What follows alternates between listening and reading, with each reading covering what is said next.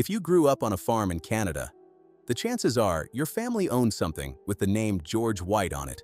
A sprayer in the drive shed, a snowblower that cleared the lane, or, going back far enough, a fire-breathing steam engine that shook the ground at threshing time.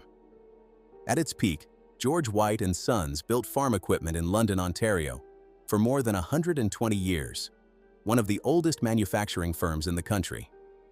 They survived the death of steam, survived 2 world wars and the Depression, survived a factory fire that destroyed the original plant and the collapse of every competitor in the province. And then, after more than a century of making, the company simply vanished.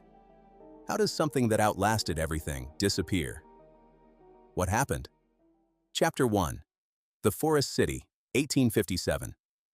London, Ontario, in the spring of 1857, a town that smelled of fresh sawn lumber and horse dung, where 4 railway lines converged on a bend of the Thames River, and the surrounding forest pressed in so close you could hear it creak at night. Confederation was a decade away. The country was still Upper Canada. The farmland spreading south and west from the town limits was some of the richest soil on the continent, flat, deep, and dark. And the men breaking it open with hand tools and horse-drawn plows needed better machines than anyone in the province was building. Into this town, in April of that year, walked a 22-year-old blacksmith from Devon, England. His name was George White. He'd been married for less than a month, wed to Susan Baker on the 2nd of April, 1857, in the parish church at Honiton, and the 2 of them had sailed for Upper Canada as their honeymoon. Not a tour, not a visit. A one-way crossing with a blacksmith's toolbox and whatever savings the couple could carry. White came from a village called Chute, near Colleton, in South Devon, the 4th of 10 children born to James White, a blacksmith, and Charlotte Wilmington. The Whites had been in the farm machinery trade for generations. George had learned the machinist's craft in his father's shop, and by his early 20s, he understood 2 things about the world: that farming would always need iron, and that England was running short of room. Canada wasn't. And London, Ontario, with its railway connections and its agricultural hinterland stretching in every direction, struck him the moment he stepped off the train as a place where a man who knew how to work metal could build something. He was right. He'd never leave. And the company he built in that town, George White and Sons, would endure for more than 120 years, through the steam age and the gasoline revolution, through 2 world wars and the Great Depression, through the death of the threshing machine and the rise of the combine harvester. It would outlast virtually every competitor in Ontario. It would put its name on machines sold from the Atlantic to the Pacific, from Brandon, Manitoba, to the farms of the eastern townships. And then it would be destroyed, not by obsolescence, not by fire, not by war, but by an interest rate. That story begins here, in London, in 1857, with a blacksmith on his honeymoon who liked the look of the place and decided to stay. Chapter 2. The Blacksmith's Honeymoon. George White didn't walk straight to a forge. He walked to a farm. Within months of arriving in London, he'd acquired 100 acres north of town on the North Thames River, good land, with water access and enough timber to build on. He tried farming first, which is the detail that matters most about the man, because it was his frustration as a farmer that made him a manufacturer. He worked that land with the tools available in Upper Canada in the late 1850s, and the tools were inadequate. The plows were heavy and dull. The threshing was done by hand, or by horse-powered machines that broke down in the field. For a man trained to work iron, the gap between what farmers needed and what they had was an open invitation. But he didn't start alone. His first venture was a partnership with Emmanuel, Edwin, and Eli Pavey, manufacturing wagons, carriages, and small farm implements. The Pavey brothers brought local connections. White brought the metalworking skill. It was a sensible arrangement for a newcomer to Upper Canada, and it lasted 7 years. In 1864, the partnership dissolved. The reasons aren't recorded in detail, but the pattern that followed tells its own story. White continued alone. He would form 2 more partnerships in the years ahead, and he would outlast both of them. The man had a constitutional inability to share control of his own enterprise. After the Pavey brothers departed, White set up a small water-powered works on his North Thames property. The river turned the wheel. The wheel drove the machinery. And the machinery at first produced nothing grander than bolts. All kinds of bolts for wagons, carriages, bridge, or any other, as the early advertisements put it. A bolt shop on a riverbank. That was the beginning. The gap between that operation and the fire-breathing steam traction engines that would shake the prairies 20 years later is one of the more remarkable distances in Canadian industrial history. The bolt shop grew. By the early 1870s, White was building his way toward the product that would define the company, the portable steam engine. He'd seen what steam could do on Ontario farms. A single portable engine, fueled by wood or straw, could power a threshing machine that served an entire district. The farmer who owned one became indispensable to his neighbors. The manufacturer who built a reliable one could sell it from one end of the country to the other. White built several small steam engines, tested them, rejected them, and built more. He was not a man who rushed to market. He was a man who tested until the machine did what he said it would do. In 1875, he formalized the operation. He partnered with Lucius George Jolliffe and William Yates, Yates being an inventor-machinist with a particular interest in steam engine design. And together, they formed the Forest City Machine Bolt and Nut Works. The name was prosaic. The ambition was not. Within a year, Jolliffe was gone. Within 3, Yates followed. And George White, once again, was operating on what he called his own resources, a phrase that would define not just his business philosophy, but his family's approach to capital for the next century. He renamed the operation the Forest City Machine Works. He specialized in boilers, stationary engines, and the portable steam engines that Ontario's farmers were beginning to demand in serious numbers. And he made a decision that separated him from half the machinists in the province. He would build plain. No ornamental fittings, no polished brass, no fancy work of any kind. His engines would be simple, sturdy, and reliable, and every boiler would carry a stamped number and a date so that any machine could be traced back to the day it was built and the hands that built it. A surviving boiler, found decades later, still bore the inscription, 17th of November 1917. That was the standard. You stamped your name on your work because you stood behind it. By the late 1870s, the Forest City Machine Works was producing portable farm engines that worked. George White had gone from Devon blacksmith to Upper Canadian farmer, to bolt maker, to steam engine manufacturer in 20 years. He'd lost 3 sets of partners and kept going each time. He had a wife, a growing family, 9 sons and 3 daughters would follow, and a small factory on the Thames River, in a town that was growing as fast as he was. The next step would take him from local manufacturer to a name known from coast to coast. And it would arrive, as so many things did in 19th century Canada, on the rails of the national policy. Chapter 3. Fire-breathing machines.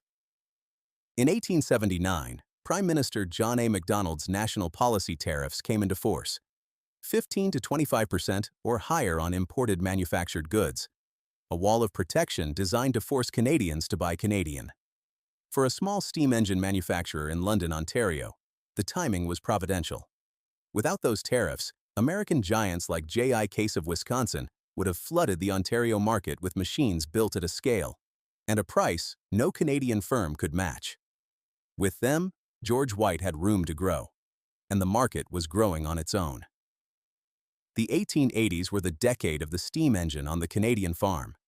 A portable engine, a massive iron machine on wheels, fired by wood or straw, belching smoke and shaking the ground as it drove a belt-connected thresher, could do in a day what a crew of men with flails would take a week to finish. One farmer, or one enterprising engineer, would buy a machine and service every farm in the district, traveling from field to field with his engine and his threshing rig, doing custom work for cash or a share of the grain. The demand was enormous, and it was moving west. George White saw it early.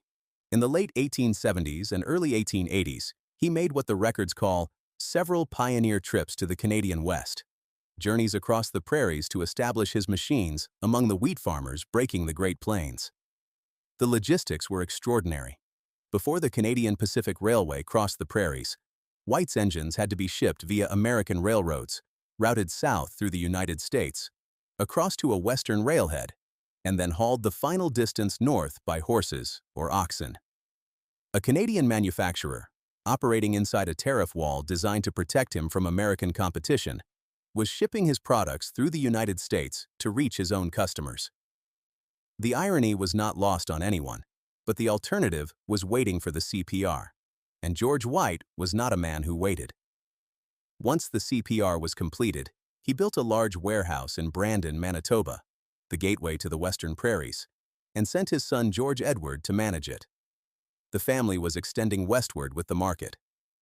Brandon became the staging post for White engines heading to Saskatchewan, Alberta, and beyond, and George Edward White became the face of the company across the western provinces. Back in London, the factory was expanding. In 1880, the firm became known as George White and Sons. In March of 1889, it was formally constituted as George White and Sons, with the founder's sons: Arthur William, James Henry Baker, known as Harry, Hubert John, and Frederick John, installed as executive partners. Ernest Albert became the bookkeeper. The factory employed approximately 40 men, and the product line was focused on what the company did best: steam engines and the threshing equipment they powered. The company's philosophy, stated plainly in its catalogs, was this: only the most thoroughly tested articles, and those of established reputation, and nothing whatever of an experimental nature. George White and Sons was never innovative. It never claimed to be. In an industry where competitors boasted ornamental ironwork and novel engineering, White sold reliability. The catalog promised simplicity of construction as a virtue, not a limitation.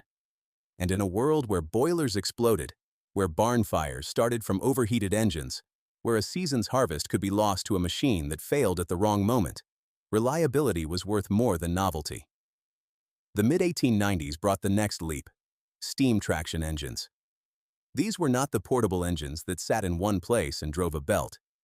These were self-propelled machines, massive, crawling iron giants that could move themselves from farm to farm under their own power.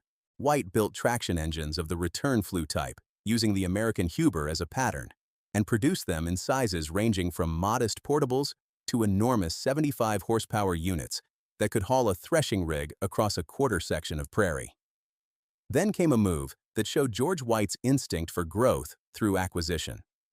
In 1898, the company absorbed the foundry and implement works of Macpherson and Company in Fingal, a village south of London. With the acquisition came the well-known Challenge line of portable threshing machines, a brand with an established reputation across eastern and western Canada. White added self-feeders and rear-cutting attachments, built the Challenge in multiple sizes, and suddenly had a threshing machine line to match his engine line. The customer who bought a White engine could now buy a White thresher to go with it. In 1897, the firm incorporated as George White and Sons Limited. By the turn of the century, it was one of a dozen or more Ontario companies building steam engines and threshing machines for a national market. It was never the largest. Massey Harris in Toronto was vastly bigger. Sawyer Massey in Hamilton had a longer pedigree. J.I. Case, just across the border in Wisconsin, operated at a scale no Canadian firm could approach. But White had something the giants didn't: a loyal following among farmers who valued sturdy, no-nonsense equipment built by a firm that stood behind every machine it shipped. And White had one more advantage that no amount of engineering could replicate: 4 railway lines running through London. Hamilton had 2. Woodbridge had 1. Stratford had 1. London had 4.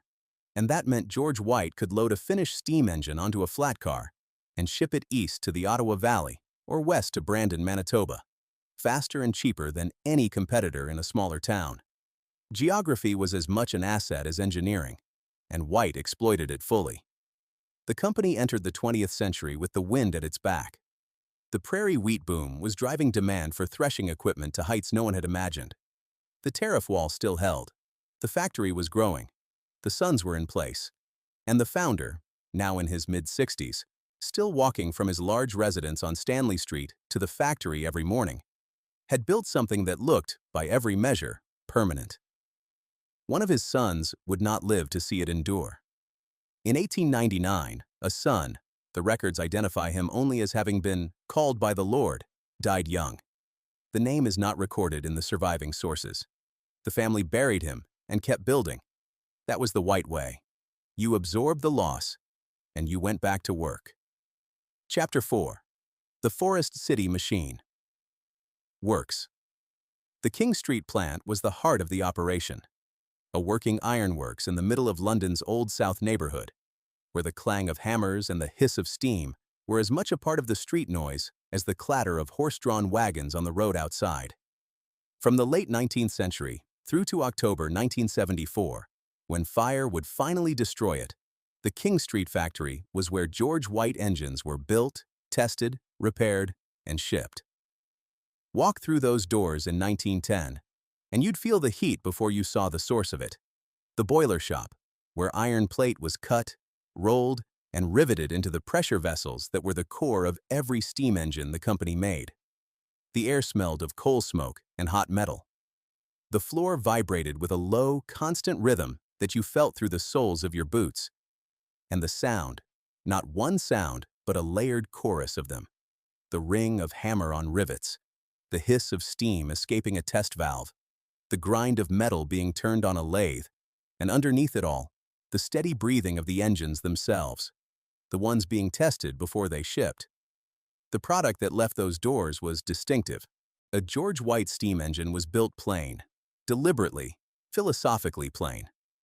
Where competitors like Sawyer Massey in Hamilton or Waterous in Brantford might add polished brass fittings and decorative ironwork to their showcase models, White engines came out black, heavy, and unadorned. The boilers were return tube, a design White favored for its strength and simplicity, fitted with the company's own wrist pin lubricators and acorn oilers. No fancy fittings. The catalog said so, and the catalog meant it. What the catalog also contained, in every edition, were testimonials. Farmers from Ontario, from Manitoba, from Saskatchewan, writing in plain language about what their White engine had done that season, how many bushels threshed, how many days worked without breakdown, how the machine had performed in conditions that would have stopped a lesser rig. The testimonials read, as one historian noted, as almost contrived but plainly worded, and that was exactly the point. George White didn't sell excitement, he sold trust, and farmers, whose entire year's income depended on getting the harvest in before the weather turned, bought trust over novelty every time. The product range expanded with the Challenge line acquired from McPherson in 1898. By the early 1900s, the factory was producing steam traction engines in multiple horsepower ratings, from small portables that a single farmer might own to massive machines that custom threshing operators hauled across the prairies. The Challenge threshers came in sizes calibrated to eastern and western conditions, smaller units for the mixed farms of Ontario and Quebec, larger ones for the wheat operations of the prairies, where a single field might run to the horizon. The repair department was as important as the production line, and more profitable per unit than anyone outside the trade might guess. A steam engine was not a disposable product. It was a capital investment that a farmer expected to last decades, and White's repair shop kept machines running long after the original sale. Engines built in the 1890s came back to King Street for overhaul in the 1910s and 1920s, their boilers retubed, their fireboxes patched, their running gear rebuilt. The repair shop sustained the relationship between the company and its customers in a way that no advertisement could match, because a farmer who brought his engine back to the factory that built it and got it back in working order was a farmer who would buy White again. Every boiler carried its stamp. Every machine could be traced. A boiler built on the 17th of November, 1917, said so in pressed metal on its shell, and when that boiler surfaced decades later in a collector's barn, the inscription was still legible.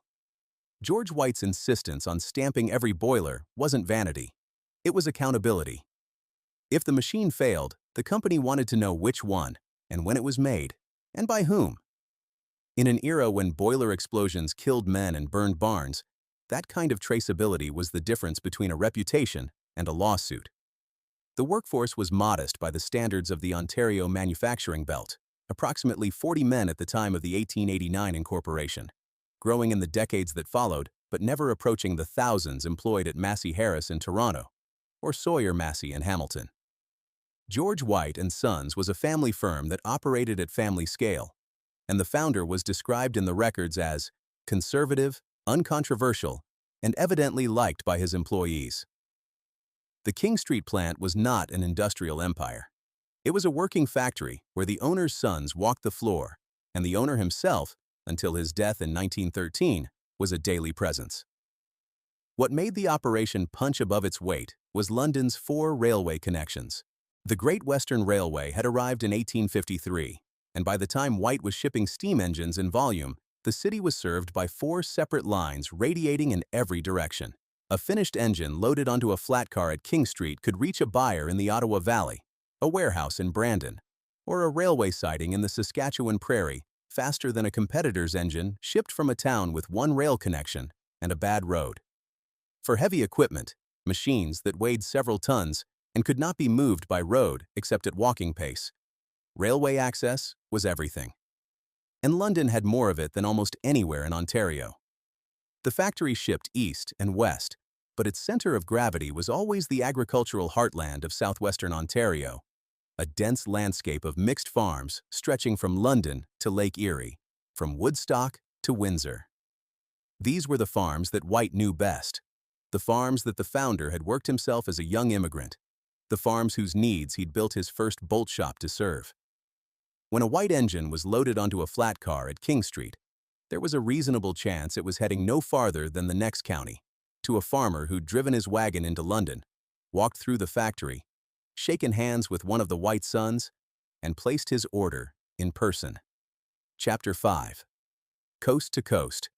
George White's traction engines were, by the early 20th century, known from coast to coast in Canada as White's threshing engine. Not the most famous, not the most numerous, but known, the way a farmer knows the name on the machine that does the work. In a country where brand loyalty was built not by advertising but by performance in the field, where a machine either got your harvest in or it didn't, the White name carried weight. The family behind the name was large, close, and deeply embedded in the company. George and Susan White had 12 children, 9 sons and 3 daughters. 2 of the sons died young, but the rest were absorbed into the business like apprentices into a guild. Arthur William succeeded his father as president. Harry, James Henry Baker White, served as an executive partner. Hubert John and Frederick John held operational roles. Ernest Albert kept the books and would eventually become vice president. George Edward managed the Brandon warehouse, the company's western outpost, 1,500 kilometers from London on the Manitoba Prairie. This was not a corporation with a management layer and a shareholder base. This was a family that ate dinner together and ran a factory together, whose business decisions were made around the same table where the children had been raised. The firm was a family enterprise in the deepest sense, and that structure, which gave it resilience through the early decades, would also define the limits of what it could become. George White himself, by the turn of the century, was a man of standing in London. He lived in a large residence at 5 Stanley Street, a short walk from the King Street factory, and served on the city's Board of Health and Board of Trade. He was a member of the London Gun Club. He'd started as a Wesleyan Methodist, as befitted a Devon man, and had migrated to St. James's Westminster Anglican Church, as befitted a successful Canadian manufacturer. The Springdale farm on the North Thames, the original 100 acres he'd bought as a young immigrant, was retained as a summer residence and a place of quiet retreat, a reminder of the land that had first drawn him to this country, and the farming life that had driven him to build machines. In 1882, White made a trip back to England. He returned to Devon, to the village of Chute, to the countryside where he'd grown up as one of 10 children in a blacksmith's household. What he found dismayed him. The village was in economic hardship. The agricultural depression that was hollowing out rural England had reached his native ground. And the boy who had left 25 years earlier as a newly married tradesman came back as a successful colonial manufacturer to find the world he'd left behind in decline. The contrast reinforced a conviction he'd carried since the Pavey brothers departed. He would build his company on retained earnings, not borrowed money. He would live by his own resources. He would never depend on anyone else's capital, because he had seen what happened to people who did. That philosophy, earned, not borrowed, would sustain the company through everything that followed. And it would make the eventual destruction, when it came a century later at the hands of an interest rate environment that punished precisely the kind of prudent, debt-averse firm that George White had built, feel like a betrayal of the rules by which the game was supposed to be played. George White died on the 7th of June, 1913, of pneumonia at Springdale Farm, the place of quiet retreat on the river where he'd built his first bolt shop half a century earlier. He was 78 years old. He was buried in Woodland Cemetery in London, and his estate was valued at over $130,000, a substantial fortune for a man who had arrived in Canada with a blacksmith's toolbox and a new bride. The streets of London's Old South neighborhood would eventually carry the family name: Eula White Place, Eula White Crescent. Modest residential streets laid out on land the family had owned, in a neighborhood where the factory sound had been part of the daily texture for decades. The factory is gone now. The streets remain. Geography remembers what the economy forgot. Arthur William White stepped into the presidency. The steam age was approaching its twilight, but the company had work enough to carry it through. The Challenge threshing machines were selling across the country. The repair shop was keeping older engines alive, and the first rumblings of the gasoline tractor revolution were still, in 1913, more rumor than reality. The family firm would continue. The question was whether it could continue to make its own machines, or whether the age of the independent Canadian manufacturer was already drawing to a close. Chapter 6. The Last Engine. The last new steam engine built by George White and Sons left the King Street factory in 1924. There was no ceremony, no plaque. The age of steam on the Canadian farm didn't end with a proclamation. It ended with a gradual decline in orders, a slow shift in the catalogs, and a final machine that rolled out the factory doors and into a world that was already moving on. But the end of new production didn't mean the end of steam at King Street. For years, decades in some cases, the repair shop kept White engines running.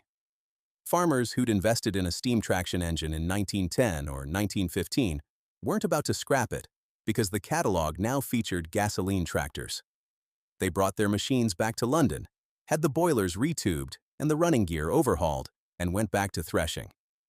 The workers who had once built new engines found themselves maintaining old ones, their skills applied to preservation rather than creation. The transition was measured in decades, not years. The company adapted. It had no choice. When the gasoline tractor arrived and farmers began demanding machines that started with a crank rather than a firebox, George White and Sons became Canadian agents for the all-work kerosene tractor. Later, they secured the agency for John Deere tractors. And here the survival strategy revealed its philosophical cost. George White tractors were, for a period in the 1940s, actually John Deere machines with White branding. The BR models carried both names, White on the fenders, GEO, White and Sons, London, O&T, CA, on the hood. For the farmer, the local name mattered. For the company, it was the beginning of a transformation from manufacturer to distributor. The firm that had stamped every boiler with its own date was now putting its nameplate on someone else's tractors. The founder's conviction that the company would live by its own resources was being quietly set aside in the name of survival. It worked. The company stayed in business, stayed in London, stayed in the family. But something had shifted. The company that had built its reputation on the machines it designed and tested in its own factory was becoming, by degrees, a company that sold machines designed and built somewhere else. Through it all, threshing machine production continued. The Challenge line, acquired from McPherson in 1898, refined and expanded over the decades, remained the company's bread and butter well into the 1950s. Long after the steam engines that had once powered them were gone, the threshers kept selling.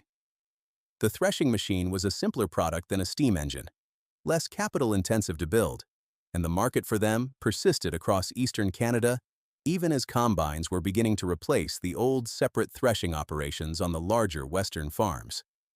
The company entered the post-war era, still bearing the name George White and Sons, still operating from London, still family-controlled. Arthur White led through the interwar years.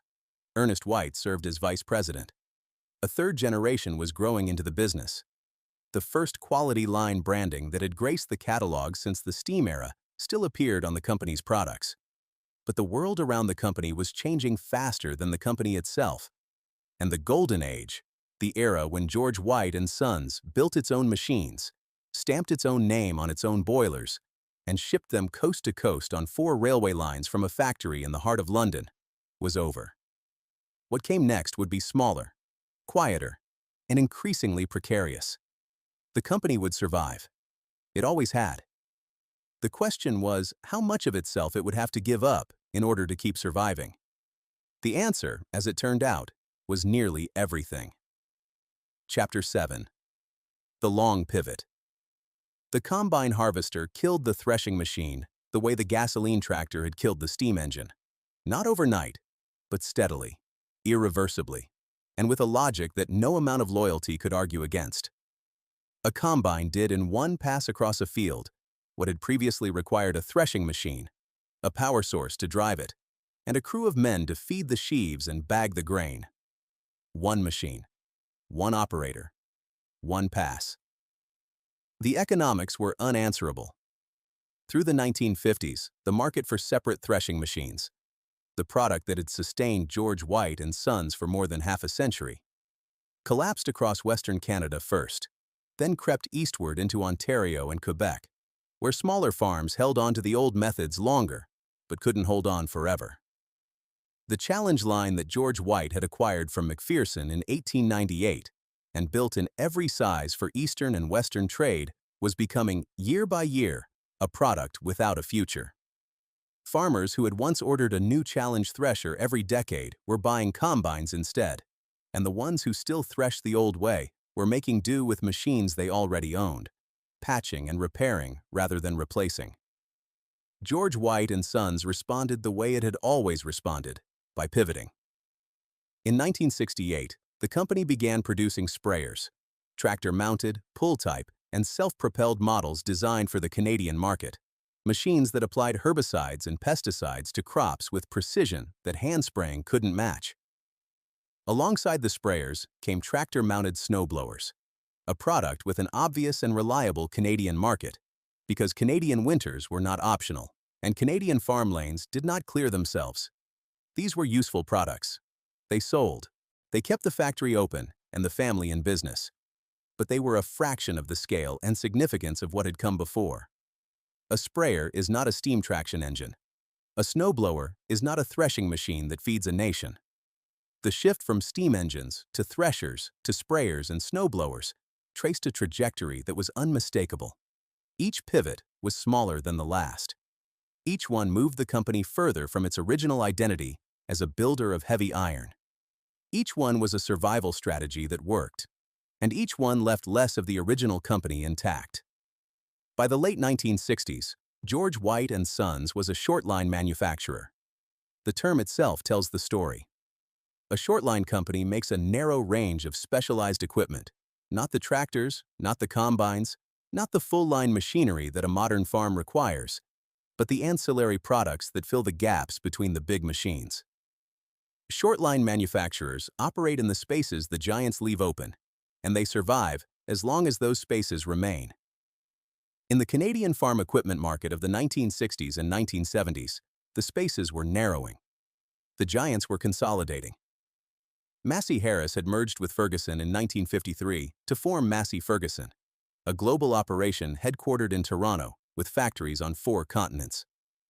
Cockshut Farm Equipment of Brantford, Ontario, one of the proudest names in Canadian agriculture, was acquired by White Motor Corporation of Cleveland, Ohio, in 1962. Production in Brantford ceased immediately. 8 decades of brand loyalty were exploited by slapping the Cockshut name on Oliver tractors manufactured in the United States.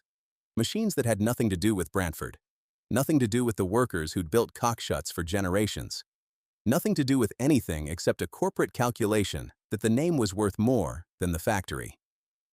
Oliver was absorbed by White Motor. Minneapolis Moline followed. Waterloo Manufacturing Company, the Waterloo, Ontario, firm that had been building threshers since 1851, was taken over by John Deere. One by one, the Ontario independents were being swallowed. Sawyer Massey of Hamilton, which had been building agricultural equipment since 1836, was gone by 1949. Robert Bell of Seaforth was gone by 1950. John Goodison of Sarnia held on until 1962. E. Leonard and Sons, London's other engine manufacturer, a firm that had been building machines since 1839, closed in 1964. The roll call of the dead reads like a casualty list from a war that nobody declared. Haggart Brothers, 1902. McPherson of Fingal, 1907, absorbed by George White. American Able, 1912. McDonald Thresher of Stratford, 1931. Sawyer Massey, 1949. Bell, 1950. Lobsinger Brothers, 1950. Goodison, 1962. Leonard, 1964. And still, through all of it, George White and Sons kept going. Smaller, quieter, making sprayers instead of steam engines, but alive. Then, on a night in October 1974, the King Street factory burned. The details are sparse in the surviving records. How it started, how far it spread, what was saved and what was lost. What is known is that the original manufacturing plant, the factory that George White had built, where steam engines had been assembled since the 1870s, where the boiler shop had stamped its dates on every pressure vessel for nearly a century, was destroyed by fire. The physical link to the founder was severed in a single night. The machines, the tooling, the walls that had absorbed 100 years of heat and noise and work, gone. The company moved to a new facility elsewhere in London. It rebuilt. It resumed production of sprayers and snowblowers. The family kept going. That was still the White way. But rebuilding a factory costs money. And rebuilding in the mid-1970s, just as the agricultural economy was about to enter the worst crisis in 50 years, meant that George White and Sons was carrying reconstruction costs into a period when the revenue to pay for them was about to disappear. Chapter 8. The interest rate. The 1980s Canadian farm crisis did not arrive without warning. The warning signs were everywhere. In the debt loads farmers had taken on during the boom years of the mid-1970s, in the commodity prices that had climbed too fast on too little foundation, in the land values that had inflated beyond anything the underlying economics could support. But warnings require someone willing to listen, and in the late 1970s, the mood across rural Canada was optimism. Commodity prices were high, land values were rising, equipment dealers were writing orders as fast as they could, and farmers, encouraged by bankers, by extension agents, by the sheer momentum of a rising market, were borrowing to expand. The borrowing was the trap. The Bank of Canada's prime rate averaged 6.8% in 1976. By 1981, it had reached 21.5%, the highest in Canadian history. A farmer who had borrowed $200,000 to buy land and equipment at 7% interest was suddenly paying 3 times that rate on the same debt. The monthly payment didn't double. It tripled. And the income to service that payment was collapsing at the same time, because the commodity boom that had justified the borrowing was over. Wheat prices that had soared as high as $18 a bushel crashed to $5. Beef prices sank below $130 per hundredweight for the first time since 1942. Farm real estate values, the collateral on which all that borrowed money rested, collapsed. A farm that had been worth $500,000 in 1979 might be worth half that by 1983, and the mortgage on it hadn't shrunk by a cent. The mathematics were lethal. In the 1950s and 1960s, a Canadian farmer retained roughly $1 in income for every $3 in revenue. By the 1980s, the ratio had fallen to 1 in 12. By the 1990s, it would reach 1 in 36. Farmers were working harder, producing more, and keeping almost nothing. The difference was going to debt service, to input costs, and to a market that had turned against them with a speed that made the Great Depression look gradual by comparison. In Ontario, interest rates reached 23%. Farmers could not service their debt. They couldn't sell their land because nobody was buying. They couldn't sell their equipment because the used market was flooded with machinery from other farmers in the same position. Penny auctions returned, the Depression-era practice where neighbors would gather at a forced sale and bid pennies on a farmer's assets, buying everything for next to nothing before the bank could seize it, then handing it all back. It was solidarity disguised as commerce, and the fact that it was happening again in the 1980s told you everything about how bad things had become. Farmers were walking into banks and handing over the keys. Not metaphorically, literally. A man who had worked the same land his grandfather had cleared would walk into his local branch, lay the keys to his truck and his tractor on the counter, and tell the bank manager that the farm was theirs. He was done. He couldn't make it work anymore. The number of Canadian farms declined 8% in just 5 years. Since the mid-1980s, 1/3 of Canadian farm families have been lost. This was the market into which George White and Sons was selling sprayers and snowblowers. The company's customers, the small and medium-sized farmers of Ontario, who had been the backbone of its business for 120 years, were being financially destroyed. A farmer who couldn't service his mortgage was not buying a new sprayer. A farmer who was handing the bank his keys was not shopping for a snowblower. Equipment purchases across the country collapsed to a must-needed basis.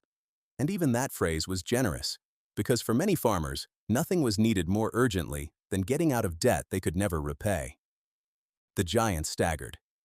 In 1982, Massey Ferguson, Alice Chalmers, and International Harvester each reported losses exceeding $200 million. These were multinational corporations with global operations, companies that built and sold equipment on every continent, that had factories in a dozen countries, that had access to lines of credit and equity markets that a family firm in London, Ontario, could not imagine.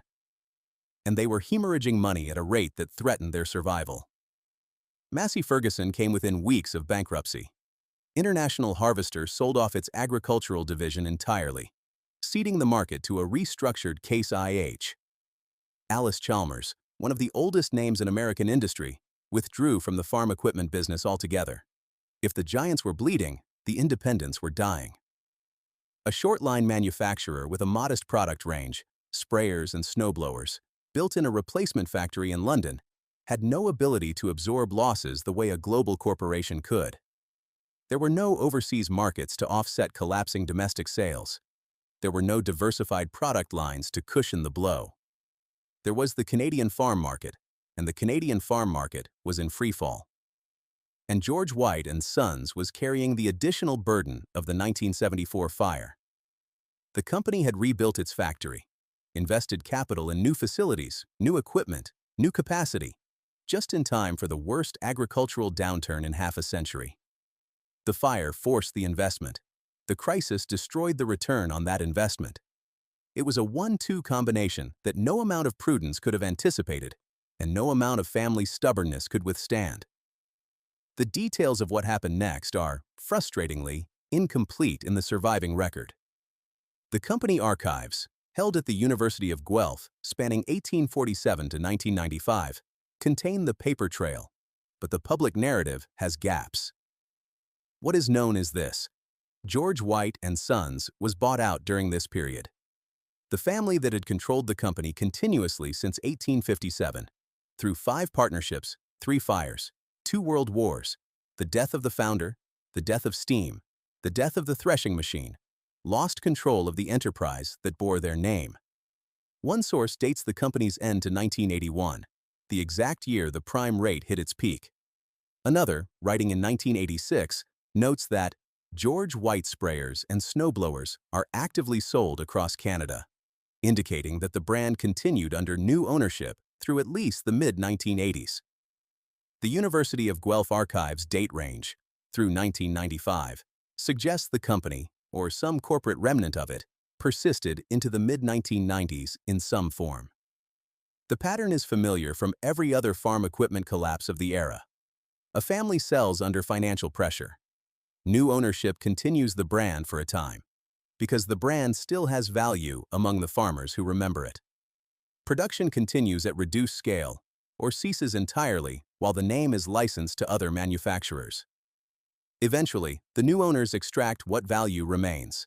the brand, the dealer network, the parts inventory, and the rest is liquidated. The factory closes. The name survives only on the equipment already in the field, slowly rusting, slowly being replaced, slowly fading from the landscape. Whether the White family sold voluntarily or was forced out, the historical record does not clearly say. Whether they fought for the company or accepted the inevitable, we don't know.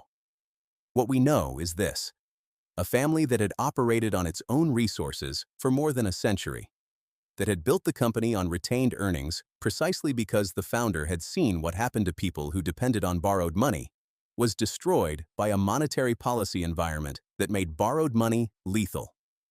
George White had built his firm to withstand exactly the kind of crisis that the 1980s delivered. He'd avoided debt. He'd avoided speculation. He'd built plain, sold honest, and lived within his means. His philosophy should have saved the company. Instead, it was the company's customers who carried the debt. And when they couldn't pay, they couldn't buy. And the most prudent manufacturer in Ontario went down with them.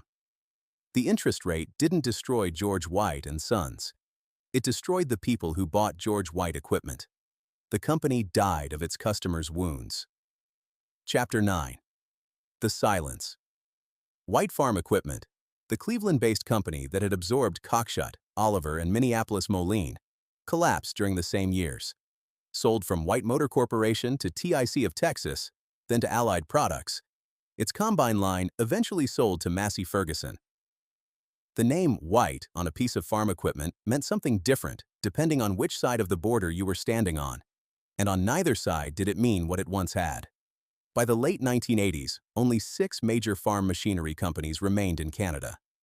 Mergers, acquisitions, and closures had reduced a landscape that had once sustained dozens of independent manufacturers across southern Ontario to a handful of branch plants controlled from Detroit, Moline, and Racine. The Free Trade Agreement of 1988 and NAFTA in 1994 would finish what the farm crisis started, exposing what remained of the Canadian shortline industry to continental competition with no tariff wall to hide behind. The national policy that had sheltered George White's first steam engines in the 1880s was gone. The protection that had given a London blacksmith room to grow into a national manufacturer had been dismantled, and the companies it had nurtured were dismantled with it. Of the dozen or more Ontario threshing machine manufacturers that had operated at the turn of the 20th century, George White and Sons was among the very last to fall. The company that had never innovated, that had prided itself on nothing whatever of an experimental nature, outlasted the innovators, the giants, and the visionaries. Sawyer Massey, which had been building since 1836, gone by 1949. E. Leonard and Sons, London's other engine builder, operating since 1839, gone by 1964. John Watson, operating since 1848, held on until 1991. Waterloo Manufacturing since 1851, absorbed by John Deere. American Able since 1862, gone by 1912. McDonald Thresher of Stratford since 1876, gone by 1931. John Goodison of Sarnia since 1881, gone by 1962. Lobsinger Brothers since 1881, gone by 1950. Robert Bell of Seaforth since 1897, gone by 1950. And George White, since 1857. The second oldest on the list. The one that adapted more times than any of them. From bolts to steam engines, from steam to threshers and tractor agencies, from threshers to sprayers and snow blowers. 4 reinventions across 4 technological eras, each one smaller and quieter than the last, each one buying another decade or 2 of survival. It wasn't enough. The southwestern Ontario farm equipment belt, London, Brantford, Hamilton, Waterloo, Woodbridge, Sarnia, Seaforth, Stratford, had once been one of the densest concentrations of agricultural machinery manufacturing in the world. A belt of towns stretching across the richest farmland in the country, each one home to a foundry or a machine, works or both, each one building the tools that turned Canadian soil into Canadian grain. By the late 20th century, the belt was empty. The foundries were silent. The machine works had become parking lots or warehouses or housing developments. The towns remained, but the reason they had grown, the factory, the payroll, the skilled work, had gone. George White and Sons vanished into that silence. Not with a dramatic final act, not with a workers' protest or a government intervention or a last-ditch rescue, just a slow fade. The brand continuing under new ownership for a time, the product still appearing in dealer catalogs through the mid-1980s, the corporate remnants persisting in some form into the 1990s, and then nothing. The archival record at the University of Guelph ends at 1995. After that, the company exists only on the machines it left behind. Chapter 10. What the fire left. The King Street factory, the original plant, the one where George White built his first portable engine, where the boiler shop stamped its dates, where the hammer rang on iron for a century, is gone. Fire took it in October 1974. The site is part of London's Old South neighborhood now, residential streets and quiet corners where the factory noise once carried. Whatever stands there today stands on ground that was soaked in 100 years of machine oil and coal dust, and the particular metallic smell of a working ironworks. The replacement facility, wherever the company moved after the fire, has left even less of a trace. The post-1974 chapter of George White and Sons was written in a building that lacked the history of the original, and when that chapter ended, the building carried no weight of memory to preserve it. But the machines survived. You can still buy a George White snowblower today. Not a new one. The company hasn't built anything in decades. But at farm auctions across Ontario, in the classified sections of Ag Dealer and Kijiji, in the back lots of rural equipment dealers from the Ottawa Valley to the Bruce Peninsula, George White sprayers and snowblowers turn up with a regularity that speaks to how many were built and how well they lasted. The paint is faded. The decals are cracked. The nameplate, George White and Sons, London, Ontario, is sometimes barely legible. But the machines work. They were built plain, and they were built to last. And the fields and farm lanes of rural Canada are still clearing snow and spraying crops with equipment that carries the name of a Devon blacksmith who arrived on his honeymoon in 1857. SB Transaction Inc. in Quebec still lists George White equipment in its dealer inventory. Parts, used machines, the remnants of a distribution network that once reached from coast to coast. The market that George White served hasn't disappeared. It has simply moved on to other names, other manufacturers, other machines built in other countries. The steam engines, the fire-breathing giants that made the company's reputation, survive in a different form entirely. They're heritage machines now. Collectors in Ontario and across North America preserve and restore George White traction engines, bringing them to agricultural shows and steam heritage events where the machines crawl across demonstration fields under their own power, belching wood smoke and shaking the ground the way they did on the prairies 130 years ago. A George White 75-horsepower traction engine, built in London in 1926, is owned by the Williams Grove Historical Steam Engine Association in Mechanicsburg, Pennsylvania, an Ontario-built machine preserved and demonstrated annually in the United States. A Canadian industrial artifact in American hands, crossing the same border that White's first engines crossed by necessity when the only way to reach the western prairies was through American railroads. John Calder's George White V1923 engine graced the cover of Farm Collector magazine. Paul Barrett of London, Ontario, a man who recognized a George White engine by its distinctive features when it appeared in a mystery engine segment, demonstrated that living local knowledge of the company persists in the city where it was born. People in London still know what a George White engine looks like. They know the return tube boiler, the plain fittings, the heavy black iron. The knowledge is aging, held by enthusiasts and collectors, and the children of farm families who remember the name from their grandparents' equipment shed. But it hasn't gone entirely. The University of Guelph holds the company's records, the George White and Sons fonts, spanning 1847 to 1995, cataloged under XA1 RHC A0366 in the Archival and Special Collections. The Ontario Agricultural Museum in Milton holds documentary material and several George White machines. Peter G. White of Toronto, a descendant, maintained family papers referenced in the Dictionary of Canadian Biography.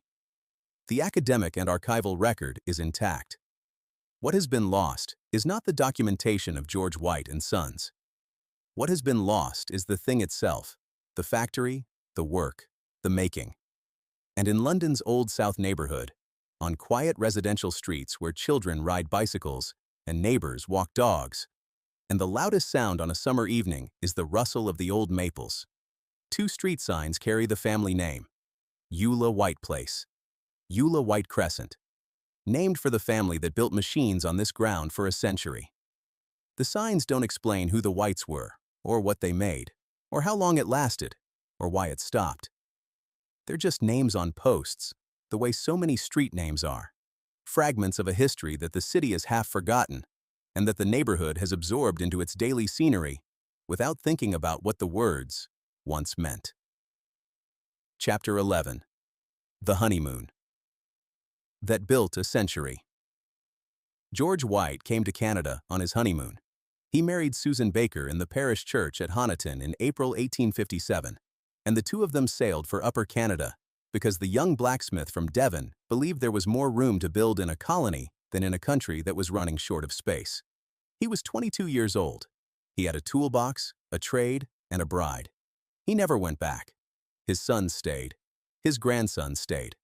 The company stayed, in the same city, on the same river, serving the same farming communities for more than 120 years. Through the steam age and the gasoline revolution. Through 2 world wars and the Depression. Through the collapse of the threshing machine market and the rise of the combine. Through the loss of a son, the death of the founder, and a factory fire that destroyed the original plant. Every time the world changed, the company changed with it. Smaller each time, quieter each time, further from the fire-breathing iron machines that had made its name, but alive. The philosophy was simple. Build plain, test everything, sell nothing of an experimental nature. Stamp your name on your work because you stand behind it. Live on your own resources. Don't borrow what you can earn. Don't depend on anyone else's capital, because you have seen what happens to people who do. It was a philosophy designed to weather storms. And it did. For 120 years, it weathered every storm that Canadian agriculture could produce. It weathered the national policy and the shift from horsepower to steam. It weathered the death of steam and the rise of the tractor. It weathered the Depression, the wars, the consolidation of an industry that swallowed nearly every competitor George White had ever faced. It weathered a factory fire that destroyed the company's physical history in a single night. It did not weather an interest rate of 21.5% and a farm economy that erased a third of Canadian farm families in a generation. The company that had survived everything was destroyed not by its own failures, but by the failure of the world it served. The customers went first. The company followed. George White and Sons was never the biggest farm equipment manufacturer in Canada. It was never the most innovative. It was never the most famous. It was the most enduring.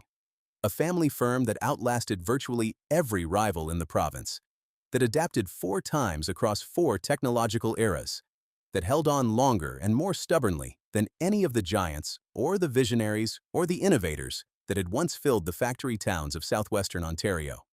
And endurance, in the end, was not enough. The Thames still runs through London. The Old South neighborhood is quiet now, the kind of quiet that comes from the absence of something that used to make noise.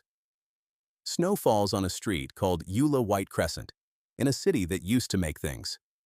Somewhere in a barn in rural Ontario, a George White snowblower sits with its paint faded and its nameplate weathered, waiting for the next storm. The machine still works. The company that built it is gone. The silence where the factory stood is a particular kind of silence. Not empty. Full of a century's worth of hammers and steam and iron and work, all of it compressed into the ground, none of it audible. The river keeps moving. The streets keep their names. That's what remains.